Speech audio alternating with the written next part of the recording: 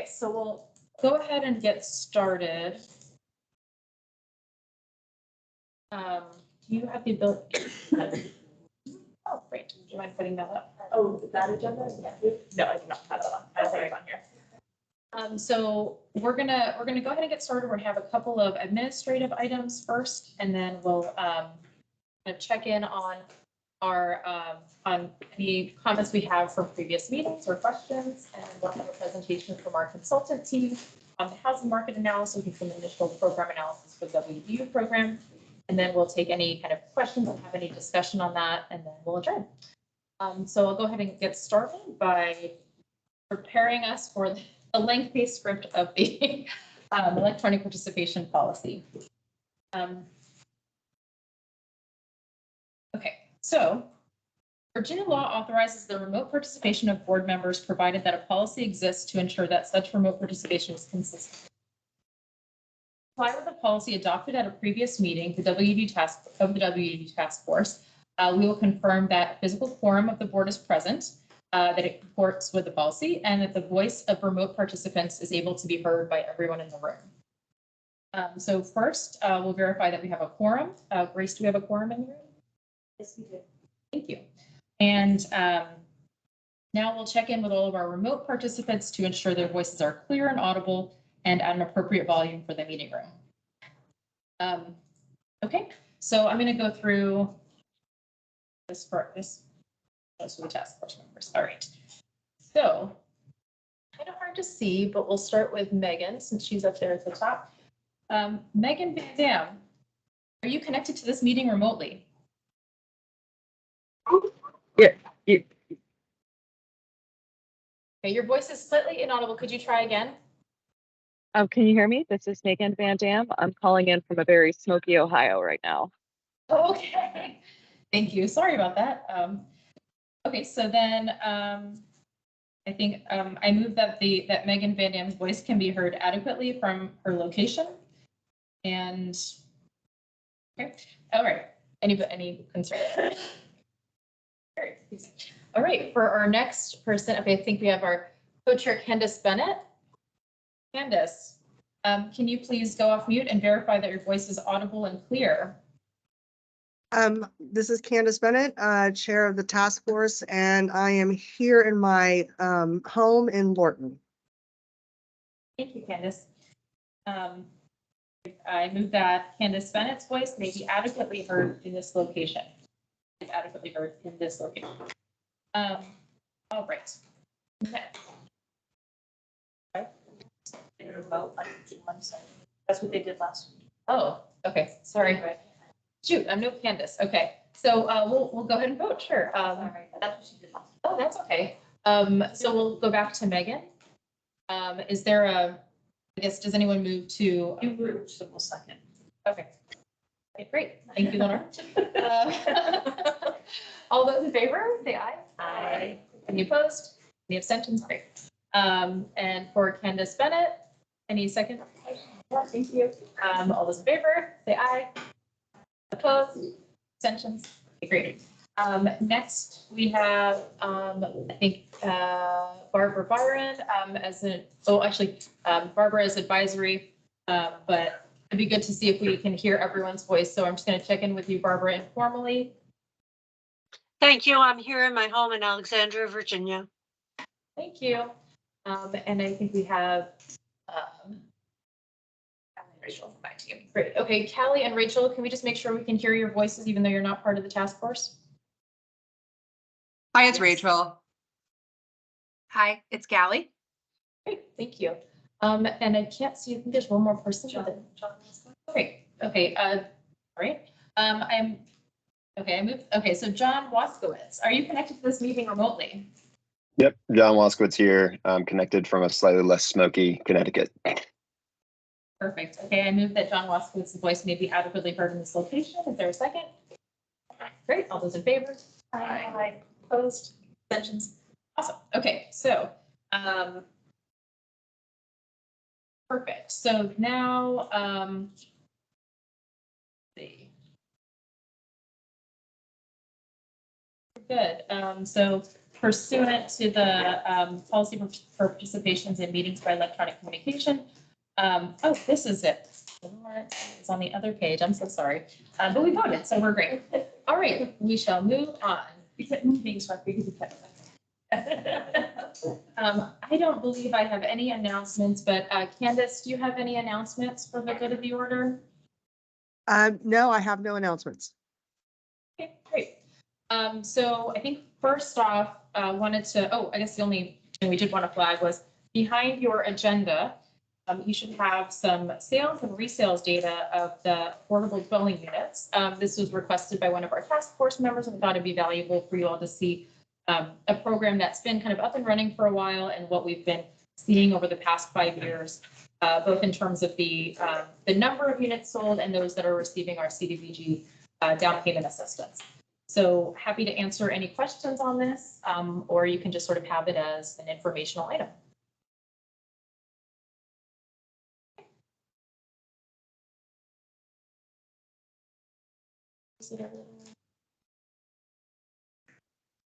Okay, we'll go ahead and move forward. So we wanted to give the task force an opportunity, kind of hearing, giving you some time to reflect on what we heard at the last task force meeting. We had a presentation by our consultants on some of the case studies they did in various jurisdictions. So we wanted to see if there was any other reactions or any other questions that came up that we wanted to discuss before moving on to today's topic.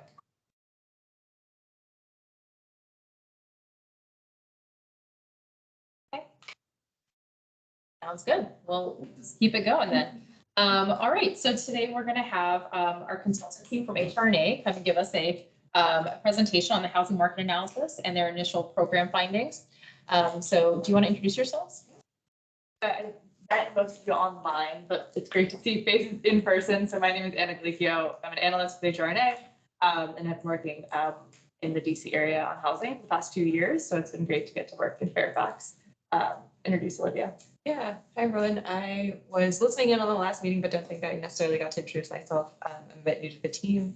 My name is Olivia Simpson. I'm also an analyst at HRNA, so supporting some of this data that we're going to present.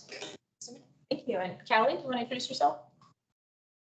Good to see you all again. I'm Callie Seltzer. I'm a principal with HRNA, and my colleague Rachel here as well. Go ahead, Rachel. Hi, Rachel. I'm a director with HRNA. Sorry, unable to be there in person, but we are there in spirit. Great. Yeah, okay. Well, so I think I appreciate the introduction, and I think our goal really is today. Last week, kind of talked a little bit nationally and what's happening within this space. Our goal today is to really start to actually dive into some data specific to Fairfax around home ownership, and to see what some supply and demand trends are, and then really get into, okay, what does that mean for the program? How do housing units that have been sold in the last 3 years compare to program pricing? And hopefully that will provide a little bit more context as we move forward into some of our recommendations, which are going to come more in July. And so that's just a little bit of project timing.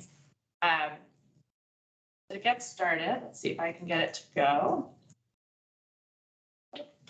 There we go. And so I'm going to be talking, I know it's on the screen, so I apologize, folks are going to turn around. I'll try to describe it though, so you all don't have to totally turn around. We wanted to highlight quickly the general approach that we're going to be taking in the next few weeks. When we're looking at inclusionary zoning programs generally, what we first do is we assess housing market conditions within the jurisdiction.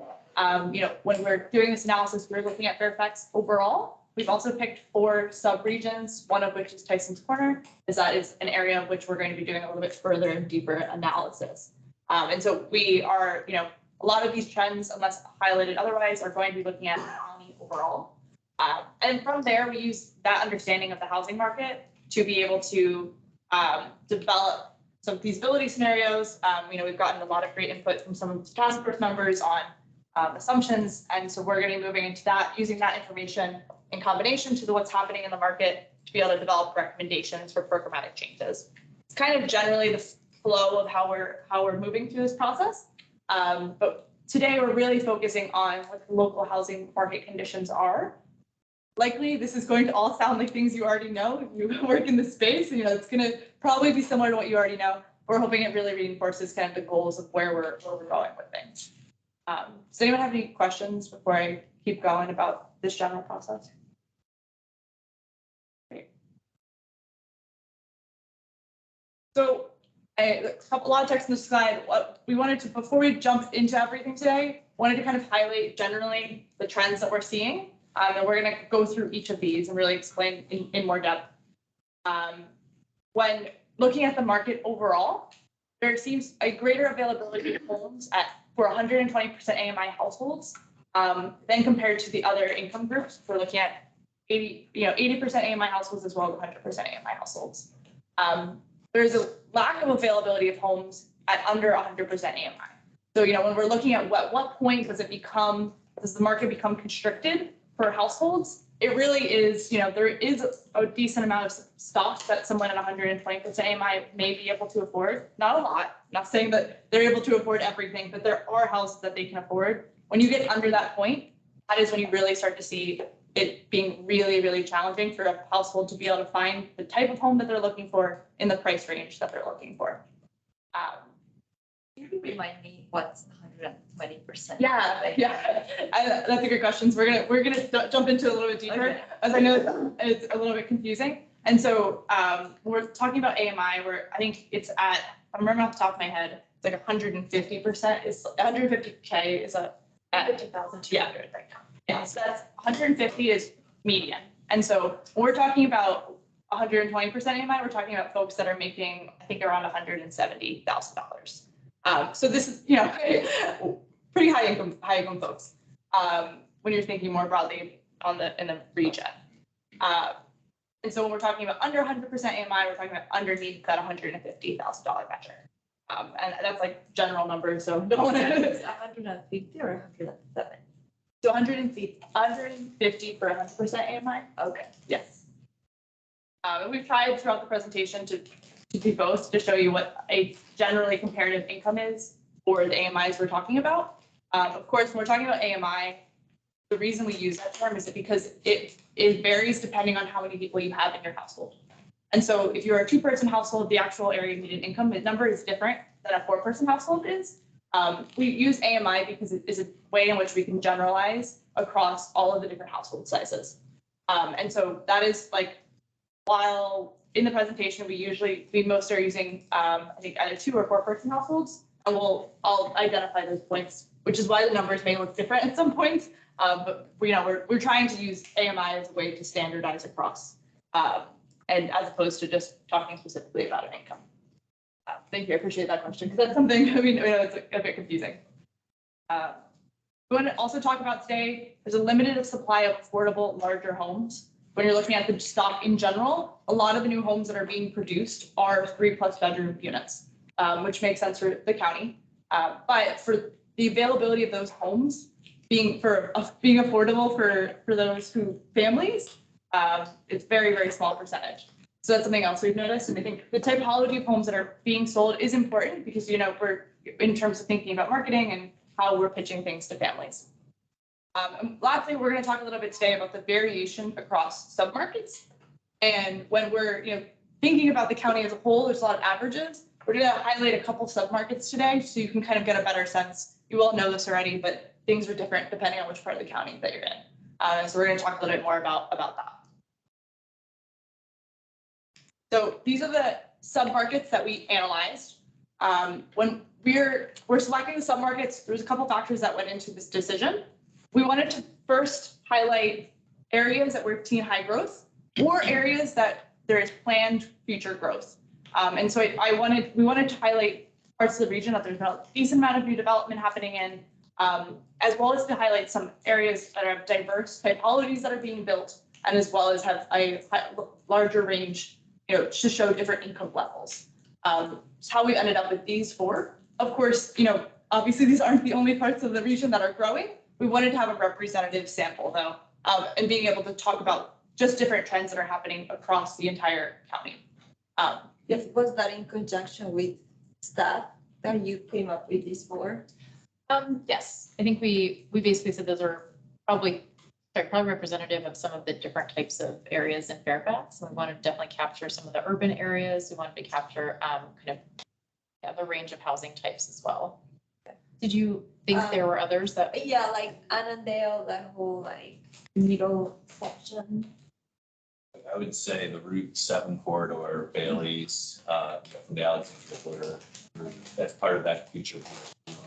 That's going to go to nice is another. I think, the one thing I would say is, and I would like to kind of come back to this after we've seen the whole thing, because I think the focus is mainly on kind of all of the county.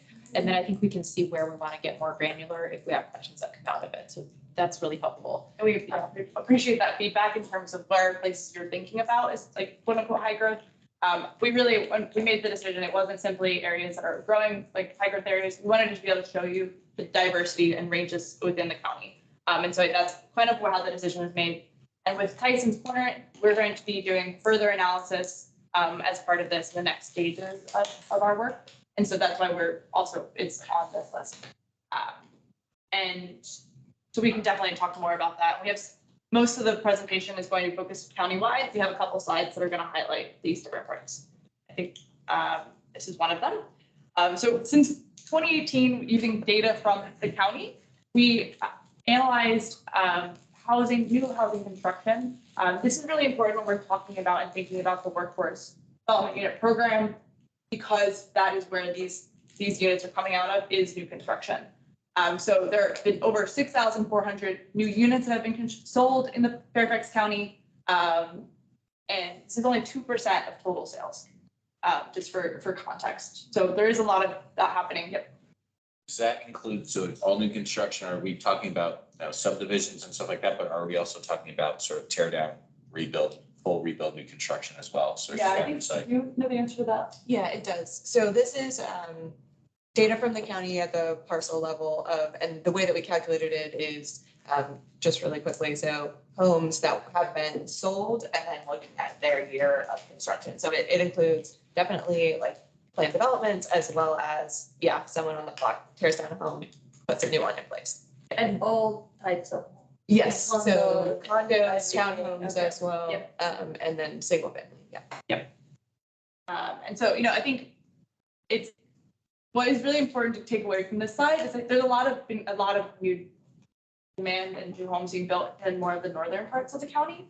Not to say that that hasn't happening in more of the southern parts of the county, just a little bit less.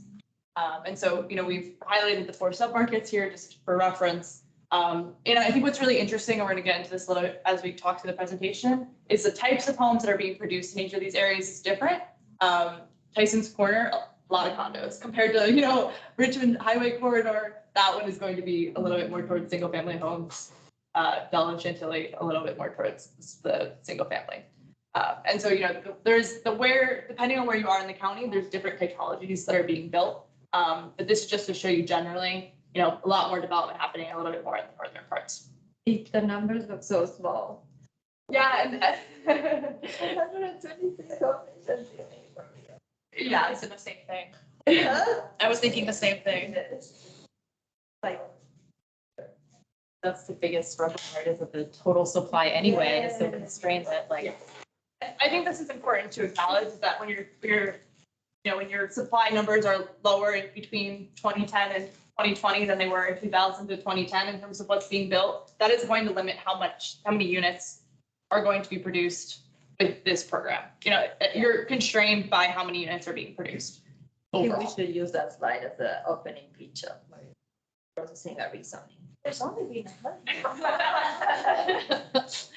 Do you know how many of those houses were the result of rezoning versus just infill, tear down, rebuild? That's a great question. I don't know if the county data set has necessarily that. I don't think it does. I think we wanted to use the county's data set for this because this is what has been processed by the county. But it doesn't necessarily have that level of, yes, it's been a rezoning or not. But I think in general, hopefully provides some more context. That's in terms of, this, again, just the context setting. Since 2018, what we really want to highlight here is that the new homes that are being built are really big. And so almost half of your homes that have been built in this time period have had 5+ bedrooms. Yeah, and that is a large percentage. And I think it's important to consider when you're thinking about, who are homes being built for in the county. Those are not necessarily a entry-level homeownership product. When we're thinking about an entry-level homeownership product, it's typically not a 5-bedroom home.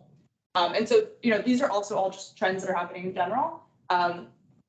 In general, the county has a lot of larger unit or larger bedroom size homes. And so that's pretty normal when you look at all home sales, 41% have had 4+ bedrooms. So that is a factor about the county's stock in general, is it does have a lot of larger homes. But it is important to note that that is kind of what is being built.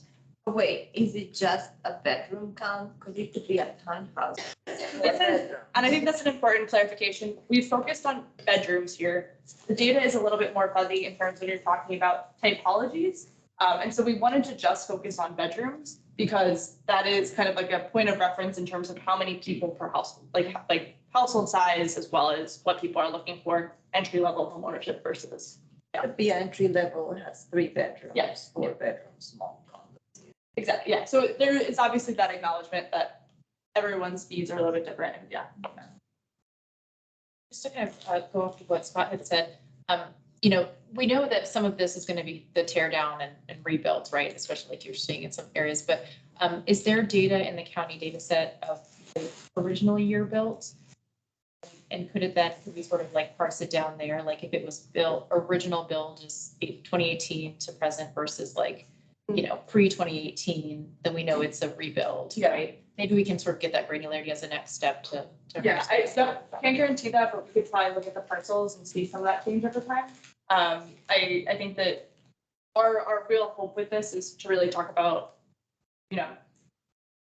wanting to make sure that like that is going to help us reach our goal with the end product. But yeah, we definitely can look into doing that.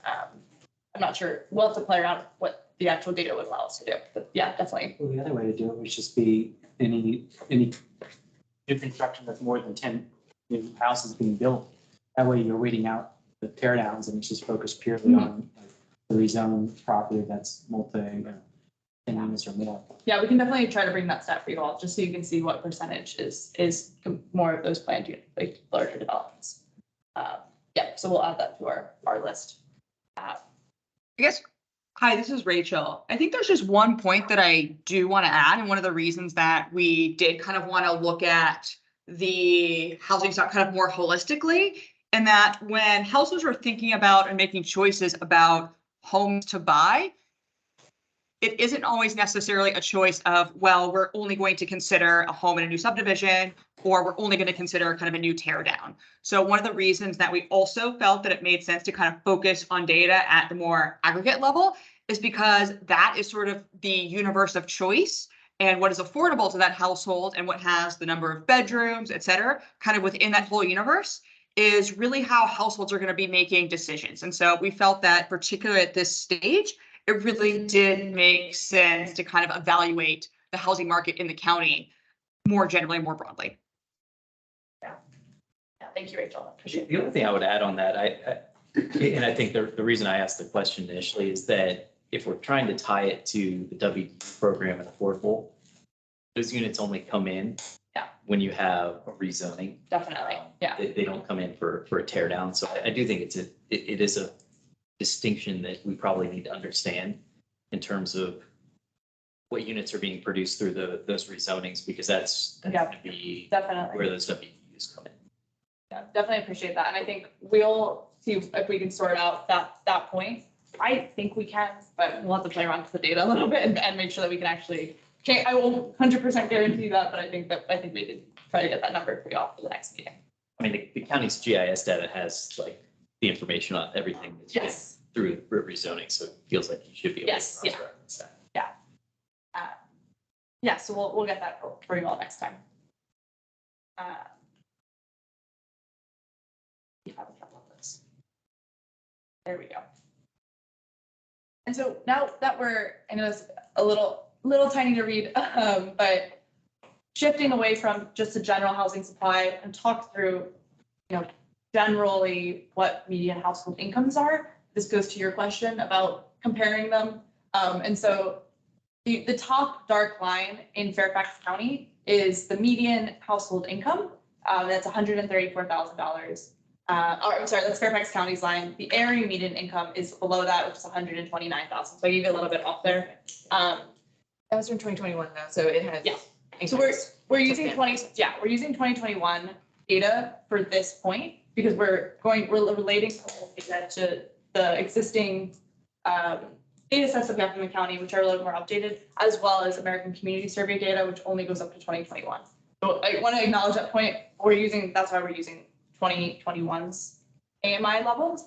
As Olivia noted, that has drastically increased in the past few years. So I want to clarify that. What that really is going to implications mean for you is that these trends are going to be, when we're saying that there's not enough homes that are affordable, it's going to be a little bit even more exacerbated than what we can actually show you now, just in terms of what data we have about household demographics. We also wanted to show a couple other comparison lines.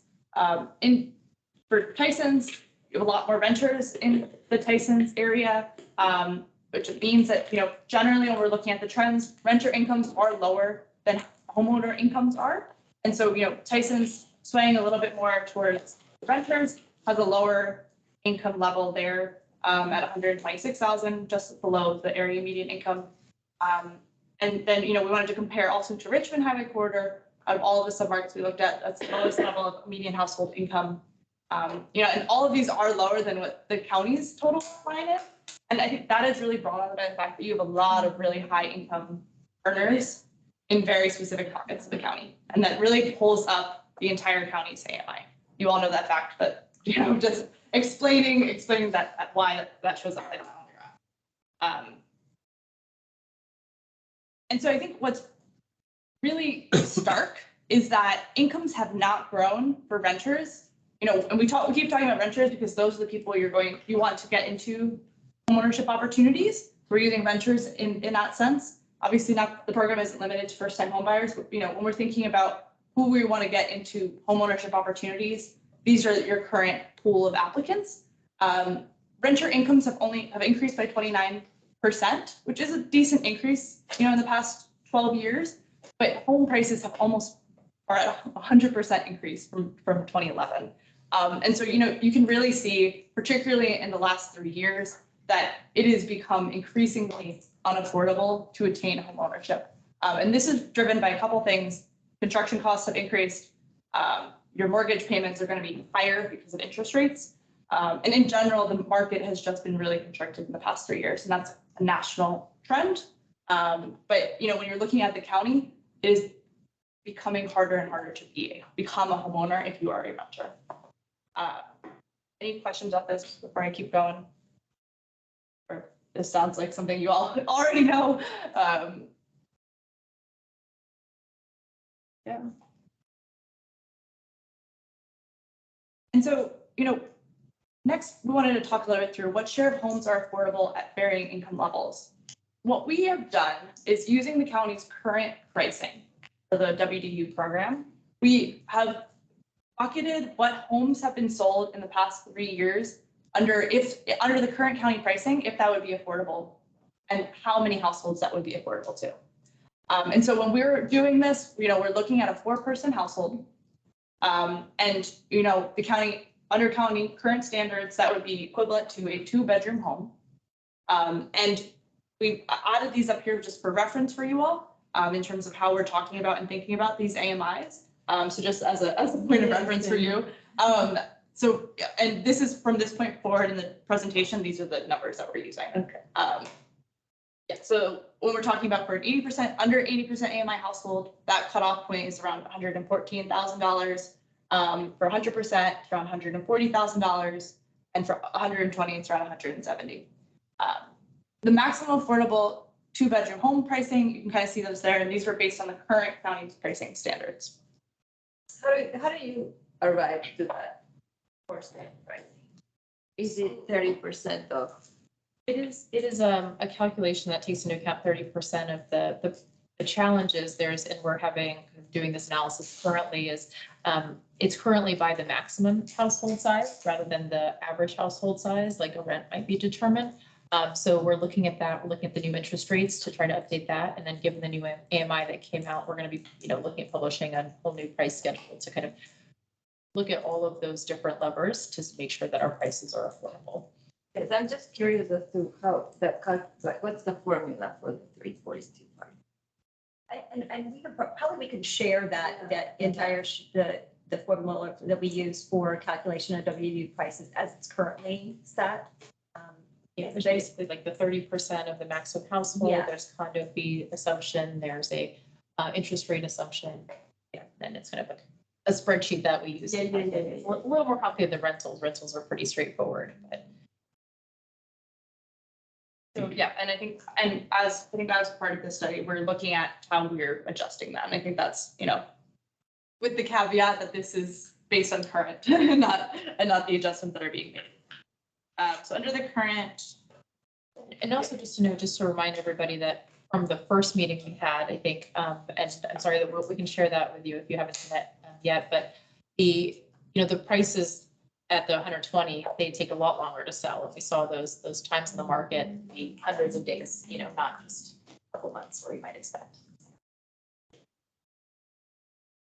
So we're going to dive into this a little bit more as we go. But when we're looking at all of the housing units that have been sold in the last 3 years, what this is saying is that 16% of those units were affordable to folks making under 80% AMI. So if you are at the $114,000 income range, you are able to afford a home that's around, if you're a 4-person household, $340,000 home, and that's only 16% of your stock. So that's really limited choice if you're an 80% AMI household. When you're looking compared to 100% AMI household, half of your stock sold for price points lower than $550,000. And I think that's really kind of important when we're thinking about the program and who we're hoping to target and maybe why the program has been seeing longer delays in terms of selling the WDU units that are at these higher price point levels. If you are a household, you're a 4-person household looking at 2 bedrooms across the county, it may be even easier than for an 80% AMI household to find another home that doesn't have covenants on it. And so you don't have to, think about the resale. You can maybe be able to have other more options. You're obviously not at your maximum options amount. It's still limited, but it means that, you might have a couple more options and you are maybe more willing or less willing to be in the actual program.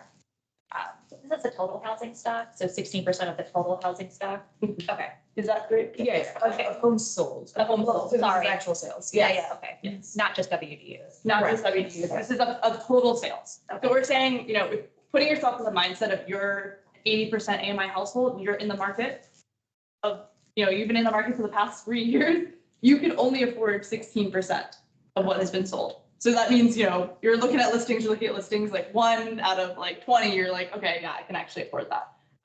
For 120% AMI households, it may not be exactly what you want, but there are options you can afford. And it makes it more competitive for the program at that higher income point. It gets a little tighter if you're looking for a 3+ bedroom household or a 3+ bedroom home. So under 80% AMI, only 3% of homes that are 3+ bedrooms are at a price point that is affordable for those households. So, I think that's really important when you're thinking about it. If you have a family and you want to be in a bigger unit, you want 3+ bedrooms, regardless of typology, so condo or townhome or house, there are only 3% of the stock that you can afford. And that is really, really challenging. The one problem though is, I get all this, but you're looking at a time frame that's like, it's a very unique time frame, right? I mean, 2020 to 2023 is like the height of the pandemic, and there's really nothing. It definitely is a very but I don't know. I mean, now they're kind of leveling off. And it is important to acknowledge that. And I think that is a great point. When we're thinking back about the overall trends though, so if we pull back to home values over time, it has definitely been a very stark increase. So you definitely agree with you from 2020 to 2023, but it has been increasing from, in the other period, just at a lower rate. So definitely hear you on. You can see it just jump in 2020. But those are still the prices. right? Yes. Like, it certainly was a unusual time, but is a time that to some extent we're still living in, right? Like, those are still the prices, like, as families are out looking for homeownership, so. I guess the other thing to remember is that you have, at 120, you would have access to much more, right? During the blue time when you had the 2017, 2019, when you're at 120, that stock of homes was probably a lot more than 50, while 80% was probably still constrained, maybe was bigger, but still constrained, right? So I think we could sort of look back a couple more years, but like the trajectory, if you go to the next slide, of these buckets of access that you have, next one. Yeah, so I think those will probably stay in the same trajectory, where you might find 120 go, and maybe it'll go up to like 70 or something because you had access to more in the market, but it's always going to be a lot larger, I think. So Yeah, I think, so going to your point, Anna, is that even if, prices do come down, the level of increases that we've seen for these home prices is significantly higher than how incomes are growing. And so even if you do have them come down, so even in a scenario in which they do come down, which is very possible in the current market, it is very possible. But the jump that has happened, it's going to be really hard to catch up. And, so we're obviously, we can definitely pull up, maybe next time, pull in some more data from a little bit larger time period. I think what we want to get at here is that you're constricted now. It's possible that constriction is going to get better. It's also possible that it is going to get worse. So both options are very feasible in the current time period. Does that help clarify things or? Yeah, I mean, I still think, in real estate, you see jumps in the market and then it levels off and basically stays flat for like 10 years and then it'll jump again. And, it does take a little time for the, people's salaries to then catch up. And then but I just think right now we're kind of in a point where, it looks like, it could be flat or even going down slightly at least. It's just a unique time period to analyze. This is just a really unprecedented time period. Yeah, of course. And so I think we're not necessarily saying that it's going to keep jumping up the way it has, but it has jumped. And I think that is the point we want to make here. And the reason why also it jumped was also with interest rates versus so low. So the affordability actually doesn't really fully reflect it because, your dollar got a lot further during that time period. Yes. Yeah.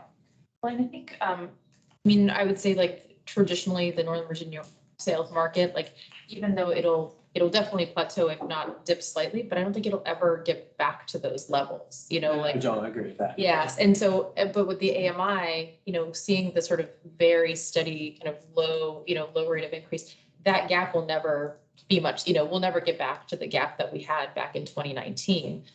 So I think that it's almost like more representative because it would be really, it would take a lot of events, right, to make the housing market really dip back down to those levels. So that's,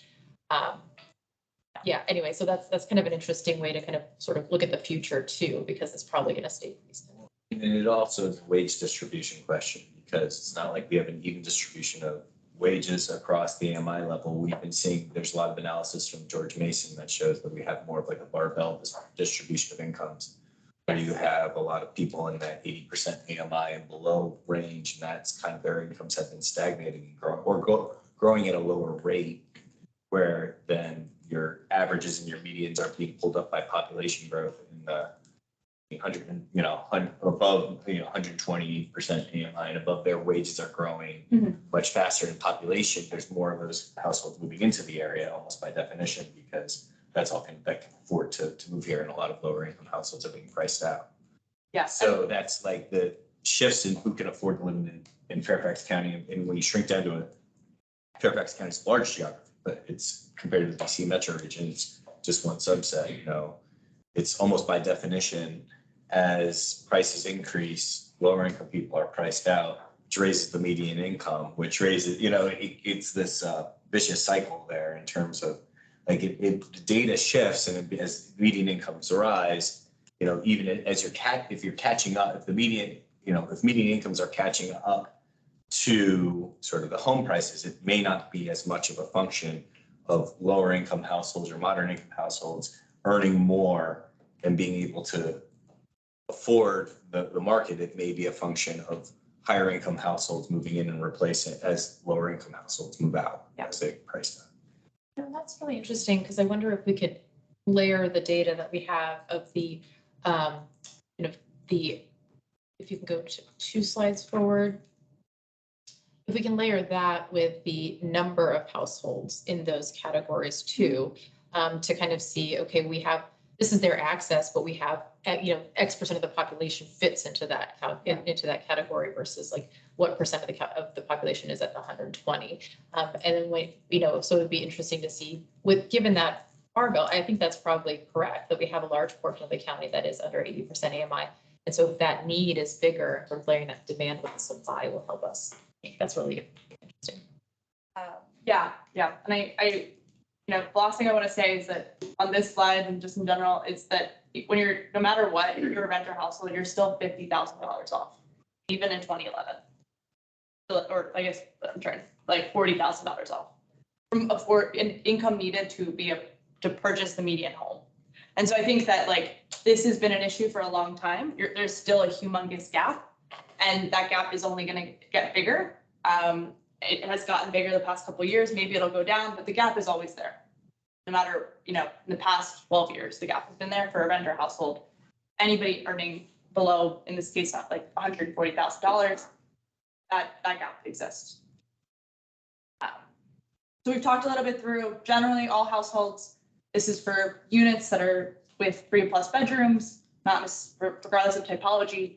Now we want to kind of give you some comparisons to looking more specifically across the county.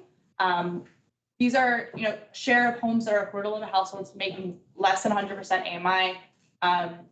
When, looking at the county in general, it's around 26%. And then, depending on which region of the county you're in, it varies. So in Richmond Highway, Tyson's Corner, for a household that's making that 100% AMI, so for, let's go back just so we can reference. Now we have, that's like $142,000. You're able to afford half of the stock that is available in those areas.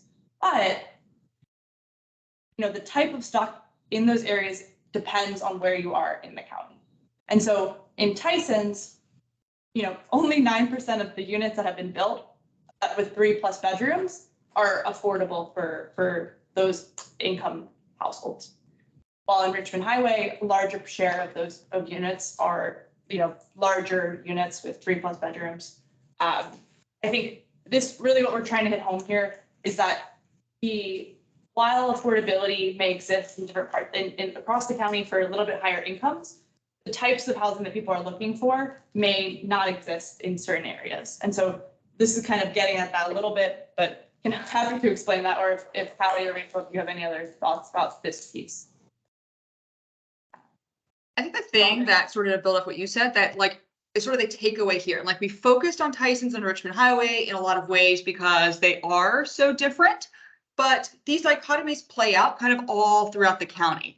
And I think one of the things that we want to make sure is kind of an important point is it doesn't just looking at AMIs, just looking at where households at certain AMI levels, ensuring that there are an adequate supply of homes available isn't necessarily enough to allow people an opportunity to purchase a home that meets their needs. And so, yes, while we wouldn't expect Tyson's and Richmond Highway to have the exact same number or the exact same share of affordable 3 bedrooms available, these are pretty stark differences, with Richmond Highway having 3 times as many 3 bedrooms.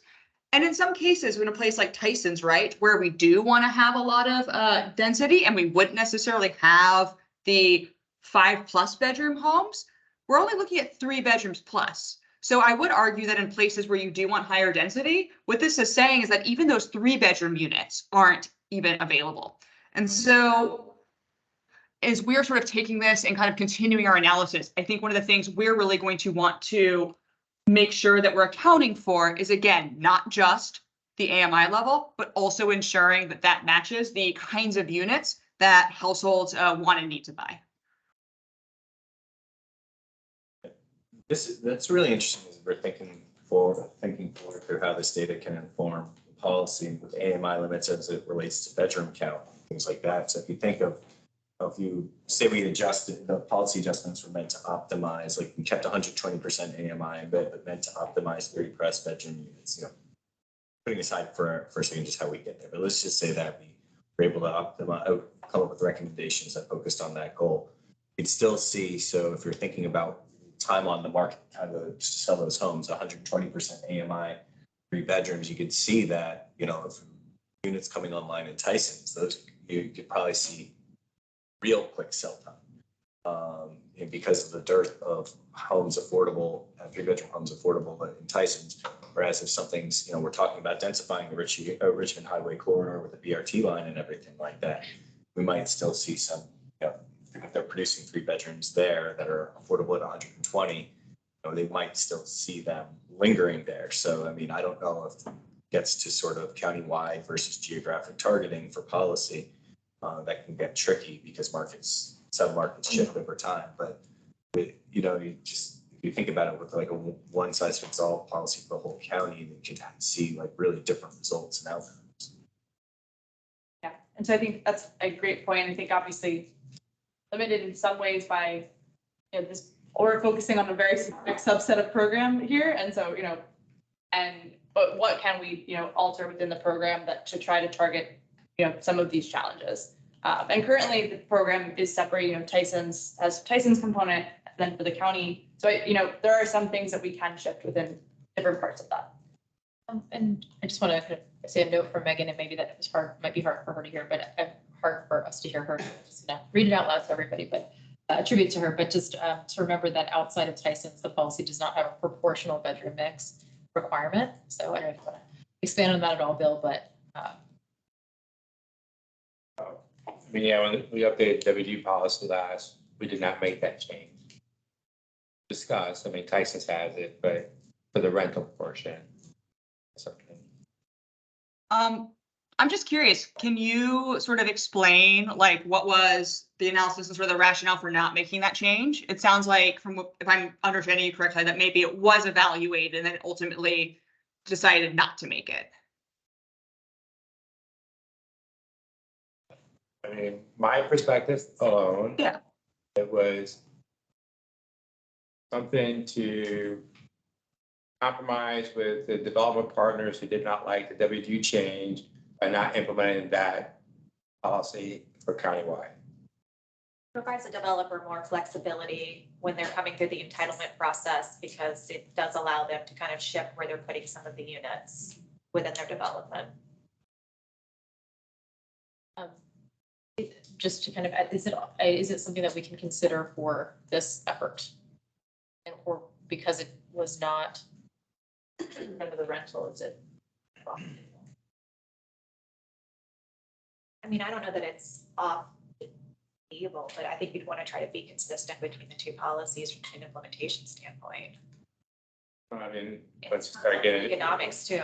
implementation too for WDU allows you to shift your requirement from for sale to rental today.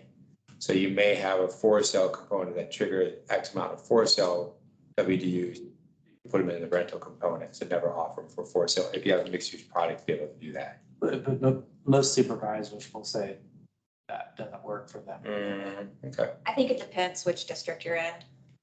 I think for, yeah, where we've worked, that's probably a true statement. But that's not consistent across the. I think the other thing I would say is that, you know, sometimes there's a reason that we try to do that, which is if we're shifting them to rental, it's because we're trying to work with a LIHTC partner so that you can actually bring LIHTC building within a larger development project.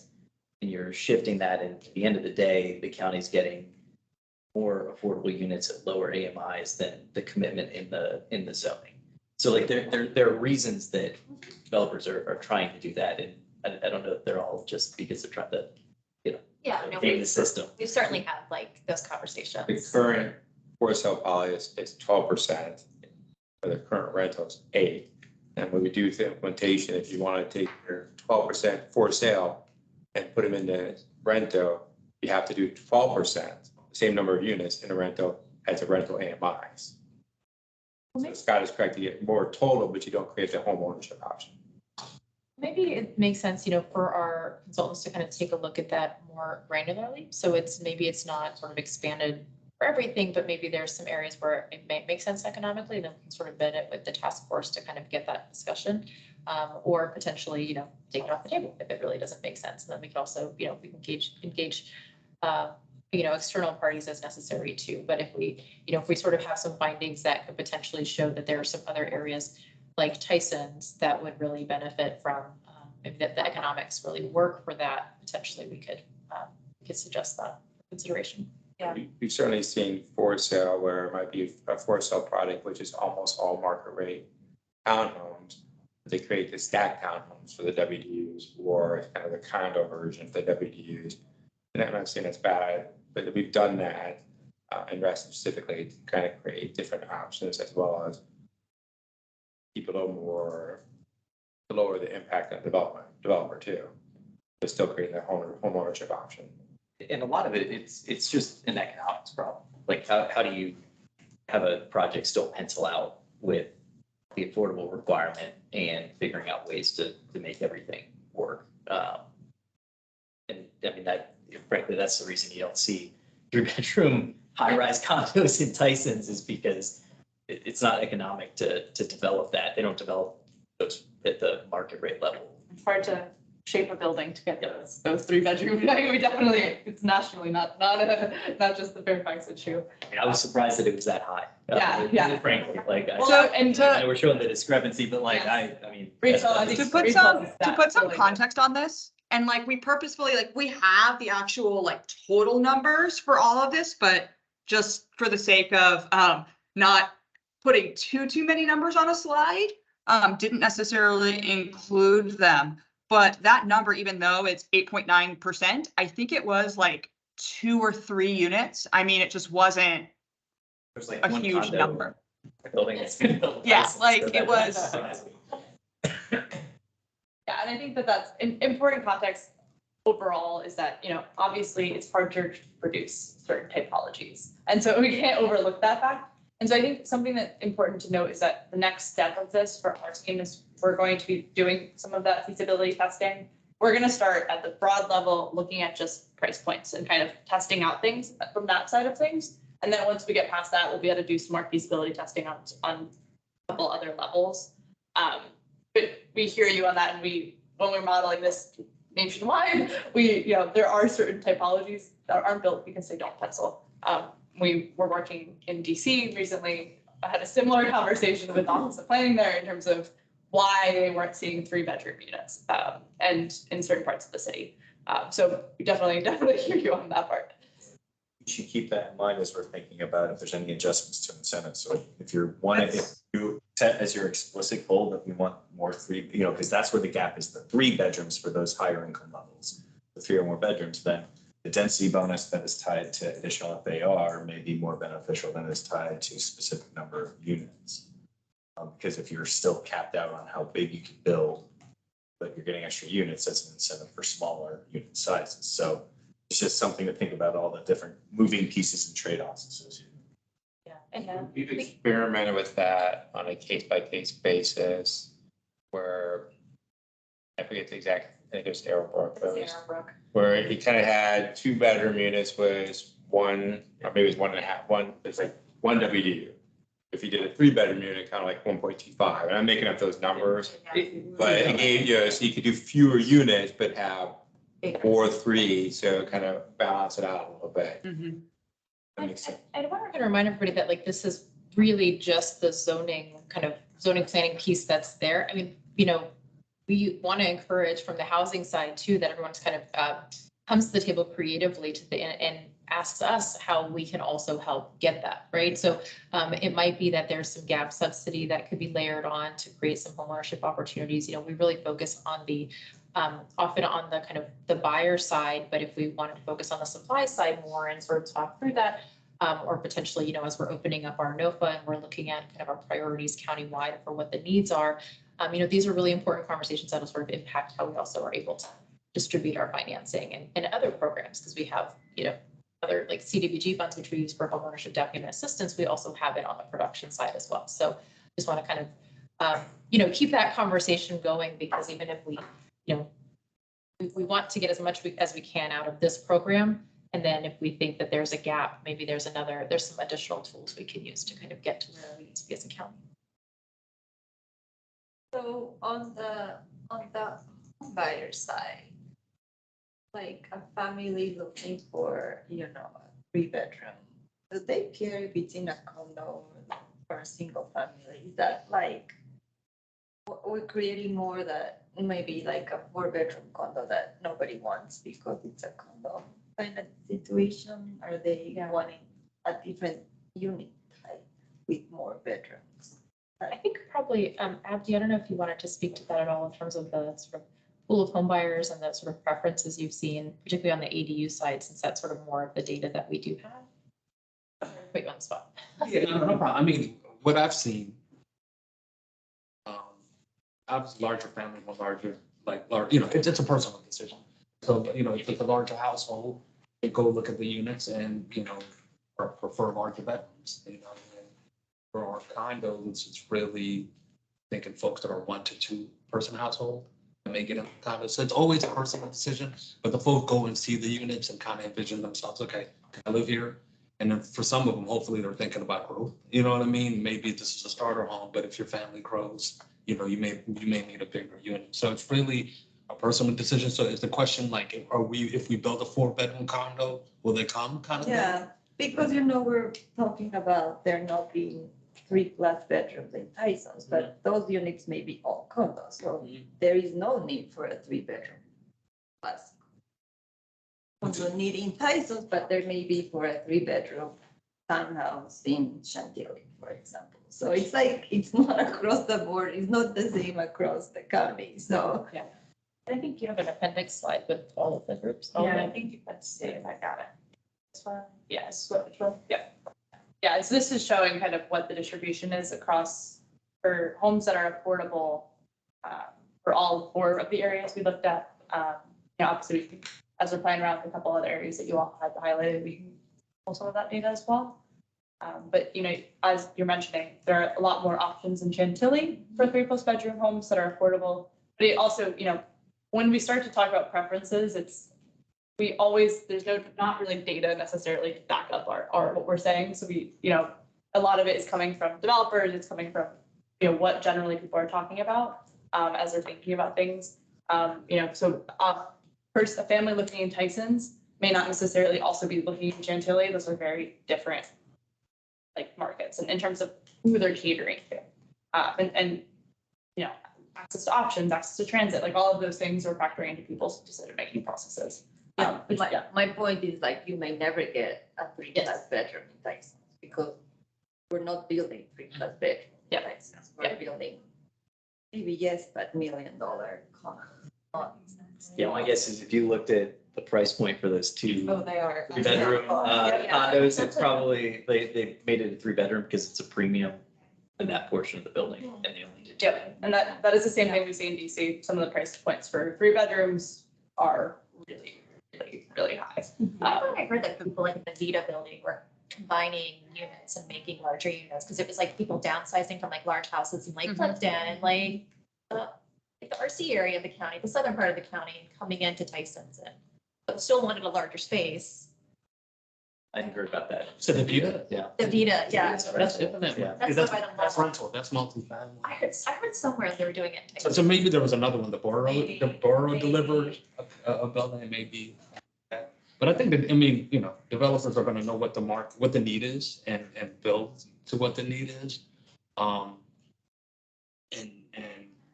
with regard to our program, we have larger households and we always house, with the larger units, the larger households, but then also I don't know if there's many condos that have been built for folks that are 1 to 2 persons. So. What I'm saying, it's unfortunate, but the reality is that Tysons will be excluded for people that are. Oh, definitely. Organically, even though that's not what we want, but there is the statistic. I don't think we can build anymore. And I think all of this comes down to, I think, as we work towards recommendations, all of this really comes down to is priorities for the county. And I think we'll probably have lots of conversations. We're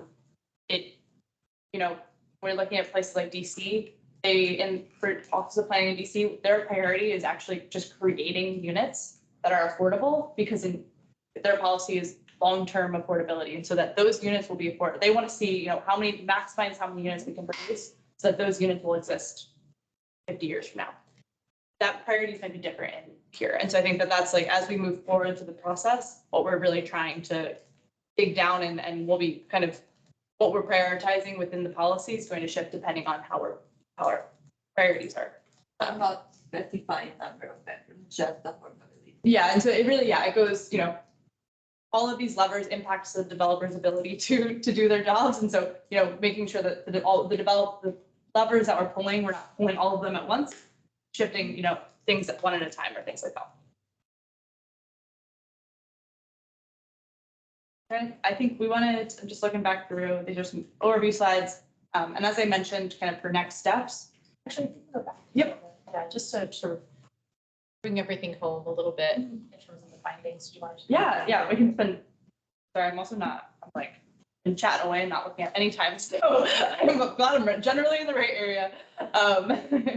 So, these are kind of all of the takeaways from today. Hitting home first, that price point, there is median price homes have increased by over $100,000, and median renter incomes have only increased by $20,000. For renters, there has always been a gap between what they're making and what it actually an income required to afford the median home sold. There's always been that gap. It has gotten a lot bigger in the past 3 years. And so options for renters that want to be homeowners below 80% of area median income, really limited. Only 16% of homes could be targeted for them. And then for renter households between 100 to 120, they have more options, obviously, than those, below 80% households do. And that may be contributing to why we're seeing some of these challenges getting people into those units quickly. With the ADU program, we're seeing those go like really, really fast. I think that is what we've heard. Why it's lingering for some of those higher ones.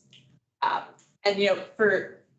we've talked about the past 30 minutes, home buying options vary by bedroom number, geography. We want to highlight that fact, and it's going to look different across the whole entire county. But in Tyson's, for instance, we talked about this, 9% of homes affordable had 3+ bedroom units. So, your options really vary across the entire county, and this is all factoring into people's decision-making, whether or not they want to go through the WDU program. And really what we're getting at here, I know we got to move in that corner over there. I'm contributing with all my hands from New Jersey, but so I think that is, really getting at the point that these units that are being at that 100 to 120%, these are all the factors that may be contributing to why they have been harder to sell. And that's what really we've been trying to get at here. And that might mean that, when we're looking at this, price points might need to shift a little bit, or we might need to change some of how we're doing our is it the unit per bed, like persons per unit, bedroom size, we're using 2 right now. Does a different standard make sense? So all of these types of things we're talking about, and we'll be looking at moving forward. Did you have anything else, Anna, you wanted to?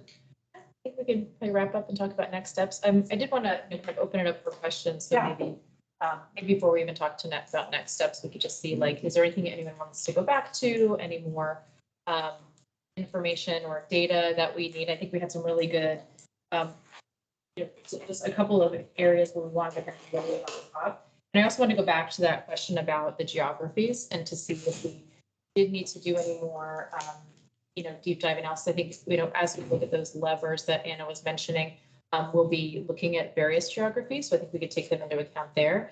But I think at this point, with this data, I think does this sort of bring home where we are, and then, are we kind of set up to kind of go to the next step of really assessing those the things we can adjust in the program to make it more functional. The one data point that I think would be helpful moving forward, and I wouldn't say as a point of reference or comparison, and I wouldn't say for every single data point there, but just a couple select metrics that compare trajectories and both current conditions and trajectories in Fairfax County to other jurisdictions in the region at large, because, you know, people often, I mean, some people are looking like specifically in Fairfax County, but often you're, you know, if you're around Dulles, you might be looking for a place in Fairfax County near Dulles or out in Loudoun County. If you're closer into Falls Church, you know, you might be looking at Arlington, Alexandria, or Fairfax County. You know, some of these different, you know, if you need to be transit accessible, like you might even be looking at a wider range of jurisdictions. So I think that having just a couple reference points just to see how these trajectories have shifted would be helpful, because we're in a regional housing market. Definitely. There are other jurisdictions are grappling with this too. So.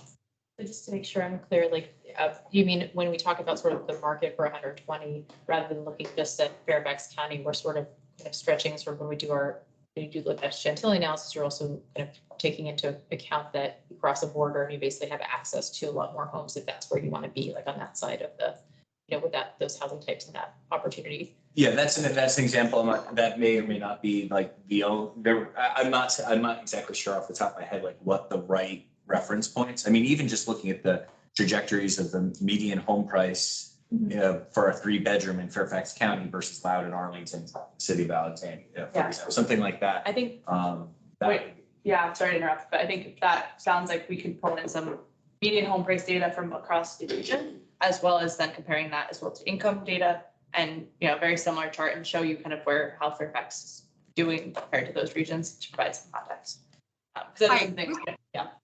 Hi, this is Rachel. Just one sort of point on that. You know, I think that some of these regional comparisons are maybe helpful to put Fairfax in context. I do just sort of want to say that want to make sure we're not necessarily going too deep down that rabbit hole, because sort of recognizing that like we only have sort of the policy is kind of limited in some ways to Fairfax County, which is already kind of a big and varied geography in and of itself, and like really want to be making sure that in some ways, I think understanding the variations kind of within Fairfax, I think in terms of kind of making sure that we have really solid policy recommendations is going to make kind of be a lot more critical than sort of evaluating Fairfax kind of region at large. Yeah, I was just suggesting like maybe like 2 or 3 data points, like that median renter versus the opportunity, like that could be like one chart. And we have that, so we can definitely pull that out. We can do that. Yeah, and just sort of like bringing it a little bit more granular, like we're not as high in competition, I think, as in towards DC, right? Because the housing prices are so high that like there's already a lot of competition there. But do you think like Loudoun, kind of what borders us? That's like, you know, making sure that if we're trying to address the 120s and they can just move a block over and they're basically in the same area, have the same access to amenities and transit. Those do compete with our 120s and hundreds. In Loudoun, with the new Silver Line stations opening up in Loudoun County, you know, the TOD that's in Loudoun, what does that look like versus the TOD in the newer stations in Fairfax County? You know, that it's all comes down to these land use and zoning conversations about what can be built. Sure. What? Give a big Sorry, I'm not concerned. Around the Loudoun stations. Fair enough. What? Fair enough.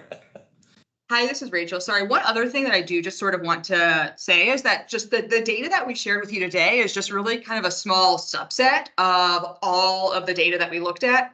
We have a significant number of additional slides that, again, didn't necessarily make sense to cover in detail during this presentation, but I think provide at least pieces of information and speak to a lot of what we are talking about. So we'd be happy to kind of send that out to you all for your review as well.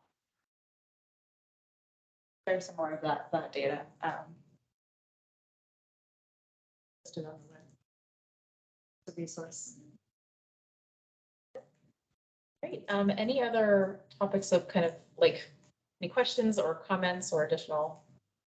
I mean, it's interesting. I still go back to, I think it's a unique time frame that we were looking at. And I think this is helpful, but I think as we're talking about making changes, you know, we already have a good subset as far as days on market on the WD program. And it's already clear number of discussions about 120 is just way too high, right? But, you know, you can also look at, okay, well, there was other tiers, the 100, those some did sell, right? And so, I mean, I think, relying on the subset of data that we already have in the program would be just as impactful as this analysis here. And maybe I would like to see maybe looking at like from 2015 to 2019, that's just a little bit more cleaner data than 20 to 23. But you don't need it. That's a lot of work I wouldn't worry about, but it would be interesting to see that. Yeah, that we definitely appreciate that. And I think it is important to note and wanting to kind of show some of that differences. I think we have some of it already, so it shouldn't be too much. But yeah. Is there a specific, question, or something that is particularly challenging about, I understand sort of generally that conversation about the time period of the COVID, post-COVID and the crazy housing market interest rates, but is there a specific like area that we want to kind of compare that to, or do we want to kind of go back to those dates and all of that? Yeah, I don't even necessarily think it's necessary to do that analysis. I'm just thinking in general, like I'm born and raised in Fairfax and I follow the market really carefully, especially in like the Richmond corridor. And I've seen prices, as an investor myself, and, they definitely spiked. And there was a number of years in which, you could get a really affordable townhome in Fairfax County. It's a 3-bedroom, 4-bedroom. And it's like, wow, that's a really great deal. Think about it. But that's still not necessarily what I think that WD buyer is looking at. I mean, they like something new and nice and fresh. And it's just, people select where they want to be. And I just don't know if it's necessarily, hey, we don't have enough stock. I just don't think people want to live there, and they wanted something nicer. And that's what a lot of the complaint is, I think, when some say, I want affordable, they're basically saying is that they want to have everything that everyone else has and not necessarily have the same, make some of the compromises, I think, sometimes in the past. And I totally get it, right? I mean, you want to be better near better school districts. You want to have a nice, house and not necessarily live in an area where you think it's maybe not as safe. But I think looking at the actual data of the program versus just the more macro look of just affordability versus AMI during the time period that we're looking at, it's just harder to make broad changes to the program based on that data. So I wouldn't even necessarily go through the exercise if that's too much trouble. And kind of talk about is sort of more about the ability to have choice and to have choice in that market, because I think and that's kind of why we wanted to be open about the sales being, it doesn't really matter if it's an older home or a newer home generally, because it's sort of still part of your selection criteria. But if you can sort of think about each of those foods, and maybe we can look at, if we can get that granularity of like the year built, at least we'll know, are these, or, something about the sort of when that home was built, we'll kind of know, are people still, how much of the supply they have access to are kind of the shiny new ones, or if some of them are older. But I still think it's important to remember that we're not going to be able to give every single person access to exactly, right? We all have to make choices in our housing, and we all have to kind of, and the key is that we're trying to provide as much choice in kind of in areas that can get people the most efficiency in their transportation, in their ability to access, all of the good things about Fairfax. And I would say, I mean, maybe this is, I'm newer to Fairfax, but I would say that the school system is very high caliber. And I think, we were speaking with our consultant team and they were trying to get pretty granular on the areas. And I think there is a lot to understand about the sort of demographics and characteristics of the areas. But I think there are so many pockets of Fairfax that do have, good access to transportation, that have, lots of, access to food and access to amenities. And I think that I would say, like, I'm just going to sort of shout out to the government for doing a great job in providing recreational opportunities and parks and that sort of throughout the county, so that it's not like there's sort of one pocket where you want to live. It really is. I think there's so many desirable areas all over. So I think that's, just kind of from my perspective, I thought that was, it kind of leveled the playing field a little bit. There's some like differences, but I think there's a lot to, there's a lot of really great access, I would say, throughout the county. So it was, harder to kind of, I think in some jurisdictions, it's easier to sort of say like, oh, everyone wants to be like right here, right in the center. But I think there's a lot of that. additional data points we need, it's a little bit chicken and an egg here, but the additional data points we might need actually does come down to like a more granular view of what we're trying to accomplish with the recommendations and what our priorities are. So I think at a high level, we all know, you know, we can speak generally like we want to right size the program for, you know, with demand. We want to reduce the amount of, you know, reduce the amount of time that BDUs stay on the market, make sure they're more desirable. But we can do that in a lot of different ways. We can keep the, you know, getting to this unit size trade-off, you know, we can keep it, the income levels relatively high, but prioritize, try and find incentives, like using like the ratios for larger bedroom units, or we could go down the deeper level of affordability to give, you know, keep things more in the status quo in terms of the types of units that are being produced. So, you know, what we end up deciding there, and some of those are just value, some of them those are value judgments, and depending on where this group lands, like different data points might be more valuable. So like, for example, if we wanted to prioritize unit size in terms of bedroom count, we could do case studies and look at data on like, okay, where are the existing multifamily structures that have 3 bedrooms? You know, what are the characteristics where there's a prevalence of 3 bedroom units? What are the characteristics of those neighborhoods? I know Skyline had, you know, the Skyline Towers actually do have a decent number. They're old because they thought they were getting Metro at Skyline and Bailey's, and it never came. But those, you know, different market conditions, different, you know, financial markets at the time, a lot of different things, but we could look into sort of like unit typology. Maybe we're not going to get it in like higher rise multifamily. So maybe we pull the levers to incentivize more 3 bedrooms in sort of townhome or 2/2 type execution. So like that's just one example, and we need data points for that. But I think we need to kind of, at whatever point that comes where we get into like narrowing down our universal goals into these like more discrete priorities, that's when we'll have a new set of data points that we might want to pull to better inform the conversation. Yeah, and we definitely appreciate that. And so kind of process wise, we're, you know, last time we talked about case studies, we're talking about some market conditions. All of these things these are kind of as we build and start to think about, not necessarily relying on any one, but really kind of using each, like, what are a couple lessons learned that we want to take from each of those different things. And so the next week, I think we're July 14th, we're going to talk a little bit about some examples, talk a little bit about what has been sold recently as well, and, you know, price points for, you know, condo fees and things like that, just to give a little bit better sense too. So yeah, definitely appreciate that kind of building nature, and it really does come down to like countywide priorities. Yeah. Great. If I guess the other thing is we can kind of pull back all of our, you know, kind of reminders from the first meeting of sort of the stage setting that we did of like, what are our questions? What are we trying to kind of get to here? Which is, you know, mainly the income levels, but I think it's a little, you know, there's a few other things we had talked about. So we kind of pull that back in, and then kind of start the conversation that way to make sure that we're still on track to get our decisions made. Yep, definitely. Great. And also just, you know, for the task force, I just want to make sure that, you know, if there are other big questions that you have or something else that you're sort of thinking about, that you're kind of giving that to us almost ASAP, right? We're sort of on the, you know, on the analysis end, and we want to kind of get some answers soon. And, you know, knowing that the task force is going to wrap up in a couple months, just want to make sure that everyone's kind of saying, okay, what else is there? Or like, I've been wondering this, let's try to get those questions answered so we can make sure we have all the information. Anyone else in the room have any questions or comments? On the phone, anybody have any other questions, comments, concerns? I take concerns too. Okay. All right, well, I guess we can end a little bit early today.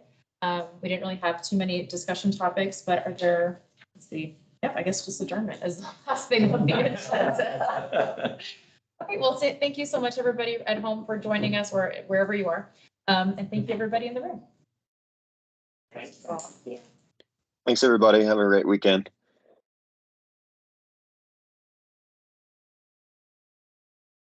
Want me to close this? I'm just gonna leave it here.